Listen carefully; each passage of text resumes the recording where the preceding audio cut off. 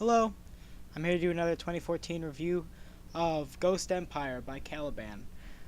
Caliban isn't really a band that I ever really, tried to listen to or get into. I always heard of them, but I was never really like, I think I'm gonna check them out.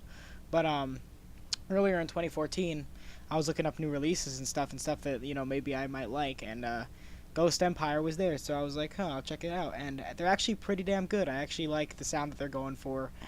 Even though I'm not into a lot of stuff like Caliban, like this really heavy, just big thing going on, I really enjoyed this album. It had a lot of, really interesting and catchy riffs. It had awesome vocal work most of the time.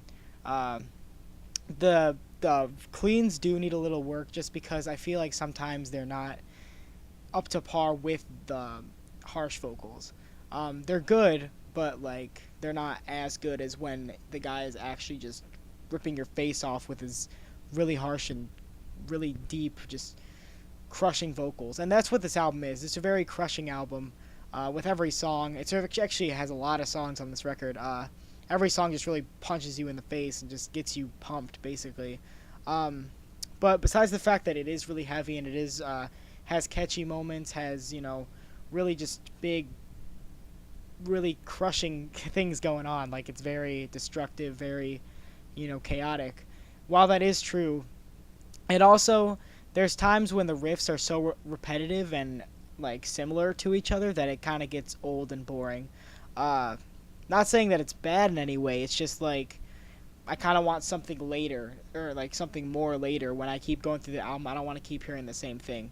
And I know a lot of albums like that, sadly, and a lot of albums like this that have this really just heavy vibe to it and just this crazy, chaotic, just kind of no mercy vibe. Um, really have that factor, and it's kind of saddening.